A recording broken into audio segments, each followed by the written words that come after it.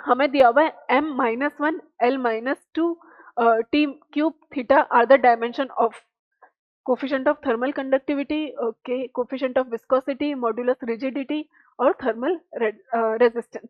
ठीक है बेटा, देखो one by one option check करते हैं। यहाँ पे थीटा जो है हमारा वो क्या रिप्रेजेंट कर रहा है, थीटा इज रिप्रेजेंटिंग टेम्परेचर।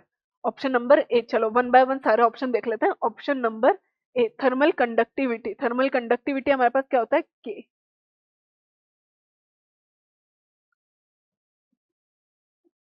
ये फॉर्मूला होता है हमारे पास D Q by D T is equals to temperature difference, D Q by D T rate of flow of heat, इसको हम बोलते हैं that is temperature difference delta theta upon में L upon K A, that is thermal resistance. तो यहाँ से के हमारे पास आता है D Q by D T, जिस रेट से हीट फ्लो हो रही है, एल अपॉन में change in temperature upon area. तो D Q by D T, D Q क्या है हमारे पास, हीट, इसका डायमेंशन हमारे पास होगा, इसके अगर मैं डायमेंशन की बात करूं तो के का जो डायमेंशन, थर्मल कंडक्टिविटी का डायमेंशन, डी क्यू क्या है हमारे पास, हीट है, हीट का डायमेंशन, हीट जो है बेसिकली एनर्जी है, तो इसका डायमेंशन हो गया M L square T minus two time T, L length, temperature delta theta, theta, और ये हो गया हमारे पास एरिया एल स्क्वायर। ठीक है, तो हमारे पास इसका डायमेंशन क्या निकल कर आ रहा है, that is coming out to be M, L square से L square cancel, L, L square से L square cancel, M L theta minus one T की पावर माइनस थ्री। तो क्या ये हमारा ऑप्शन मैच हो रहा है, नहीं हो रहा है, तो हमारा ऑप्शन नंबर ए जो है वो गलत हो गया। ऑप्शन नंबर बी पे बढ़ता है।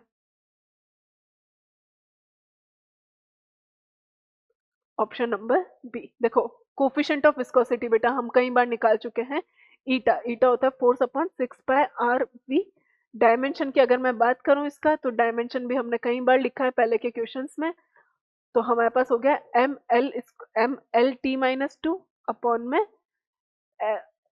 Are L velocity L T minus one. तो इसका जो डायमेंशन आ रहा है वो आ रहा है एम एल, एक एल से एक L cancel, minus one T minus two minus one. तो हमारा ये ऑप्शन भी सही नहीं है। मॉड्यूलस ऑफ रिजिडिटी, देखो मॉड्यूलस ऑफ रिजिडिटी आप आगे पढ़ोगे, shear stress upon shear strain, जो मॉड्यूलस ऑफ रिजिडिटी होता है हमारे पास, ऑप्शन नंबर सी।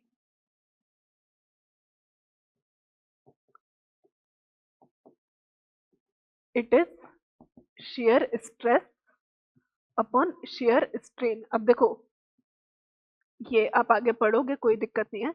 शेयर स्ट्रेस, स्ट्रेस का डायमेंशन, स्ट्रेन तो डायमेंशन लेस है क्योंकि चेंज इन लेंथ अपॉन में लेंथ, तो ये तो डायमेंशन लेस है। स्ट्रेस, इसका डायमेंशन क्या हो जाएगा हमारे पास, डायमेंशन की यदि हम बात करें, स्ट्रेस का डायमेंशन होता है हमारे पास फोर्स अपॉन एरिया, तो वो क्या हो जाएगा M force M L T minus two area L square, तो M L minus one T minus two. तो ये ऑप्शन भी सही नहीं आ रहा है। अगला ऑप्शन देखते हैं, अगला option number D, that is, ध्यान से देखते हैं option number D. Option number D is thermal resistance. Okay, thermal resistance यानी कि ये जो फॉर्मूला अभी हमने लिखा था ना, D Q by D T is equal to L upon K A something, K A delta theta upon में एल। तो D Q by D T होता है हमारे पास टेम्परेचर डिफरेंस अपॉन में, टेम्परेचर डिफरेंस बेटा delta theta, temperature difference upon में thermal resistance, R T H हो गया हमारे पास टेम्परेचर डिफरेंस अपॉन में D Q by D T, D Q by D T. ठीक है, तो हमारे पास R T H temperature difference theta, D Q को लिखो एनर्जी है M L square T minus two upon में टाइम टी। तो इसको हम क्या लिख सकते हैं, एम माइनस वन एल की पावर माइनस टू, मैच हो रहा है कुछ कुछ आंसर बिल्कुल, टी की पावर माइनस वन, ये ऊपर जाएगा माइनस थ्री, ऊपर जाएगा टी की पावर थ्री और टेम्परेचर थीटा। तो हमारा कौन सा ऑप्शन मैच हो रहा है, option number D is coming out to be the correct answer. तो हमारा सही आंसर हो गया ऑप्शन नंबर डी। फॉर्मूला से हमें लिखना है बस, बाकी तो हो जाएगा। अगला सवाल देखते हैं।